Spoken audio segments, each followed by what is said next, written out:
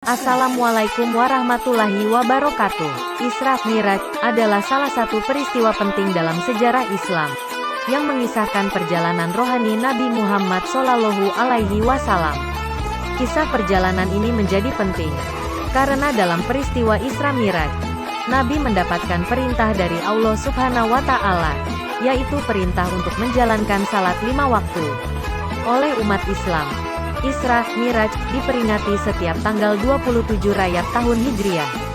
Berikut ini kisah perjalanan Isra Miraj Nabi Muhammad SAW. Jangan lupa like, komen, subscribe dan nyalakan lonceng notifikasinya. Peristiwa singkat Isra Miraj Nabi Muhammad SAW. Isra Miraj merupakan sebuah peristiwa penting yang terjadi dalam perjalanan hidup Nabi Muhammad SAW. Dalam Isra Miraj, Rasulullah Muhammad SAW melakukan perjalanan dari Masjidil Haram di Makkah ke Masjidil Aqsa di Yerusalem, Palestina menuju langit ketujuh kemudian ke Sidratul Muntaha. Perjalanan yang menembus langit ketujuh itu hanya ditempuh 1 malam atas perintah Allah Subhanahu wa Ta'ala. Di sanalah Nabi Muhammad SAW menerima perintah dari Allah Subhanahu wa Ta'ala berupa salat 5 waktu. Mengapa dikatakan Isra Miraj? Apa itu Isra? Isra adalah perjalanan baginda Rasulullah dari Masjidil Haram ke Masjidil Al-Aqsa. Dengan jarak antara kedua masjid itu adalah 1239 km. Waktu itu Rasulullah menaiki burak ditemani malaikat Jibril alaihi salam dan malaikat Israfil alaihi salam. Apa itu Miraj? Miraj adalah perjalanan baginda Rasulullah SAW dari Masjidil Al-Aqsa ke Sidratul Muntaha. Kemudian di perjalanan baginda bertemu nabi-nabi pada setiap langit sampai langit ketujuh. Sebenarnya Isra dan Miraj merupakan dua peristiwa berbeda. Namun karena dua peristiwa ini terjadi pada waktu yang bersamaan maka disebutlah Isra Miraj. Dalam perjalanan bertemu Sang Pencipta, selain ditemani malaikat Jibril, Rasulullah mengendarai burak, yakni hewan putih panjang, berbadan besar melebihi keledai dan bersayap. Dikisahkan burak, sekali melangkah bisa menempuh perjalanan sejauh mata memandang dalam sekejap untuk melewati 7 langit dan bertemu dengan para penghuni di setiap tingkatan. Dalam hadits tersebut dikisahkan, di langit tingkat pertama, Rasulullah SAW bertemu dengan manusia sekaligus wali Allah pertama di muka bumi, Nabi Adam alaihi salam. Saat bertemu Nabi Adam, Rasulullah sempat bertegur sapa sebelum akhirnya meninggalkan dan melanjutkan perjalanannya. Nabi Adam membalasnya dengan membekali Rasulullah lewat doa agar selalu diberi kebaikan pada setiap urusan yang dihadapinya.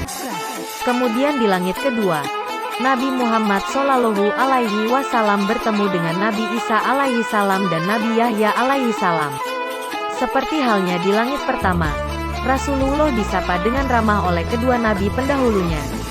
Sewaktu akan meninggalkan langit kedua, Nabi Isa alaihi salam dan Yahya alaihi salam juga mendoakan kebaikan kepada Rasulullah. Kemudian Rasulullah bersama malaikat Jibril terbang lagi menuju langit ketiga.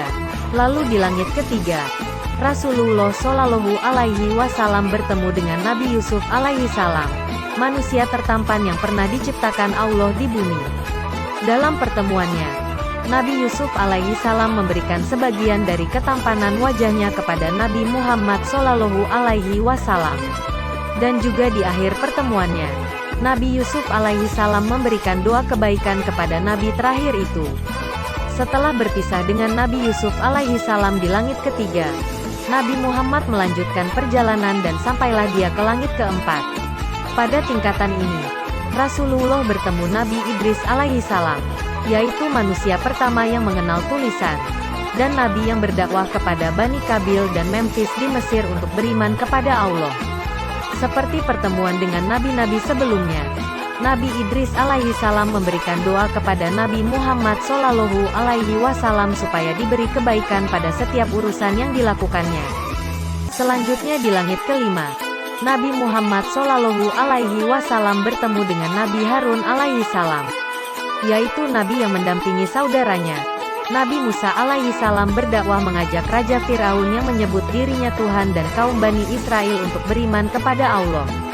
Harun terkenal sebagai nabi yang memiliki kepandaian berbicara dan meyakinkan orang.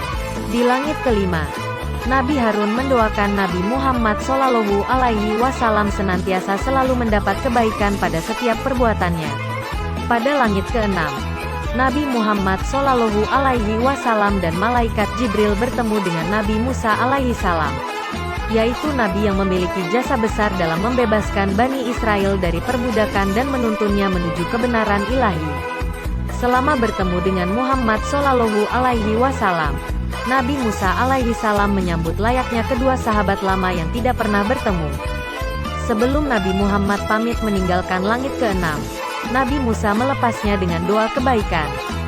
Perjalanan terakhir, Nabi Muhammad Shallallahu Alaihi Wasallam ke langit ketujuh bertemu dengan sahabat Allah, bapaknya para nabi, Ibrahim alaihi salam.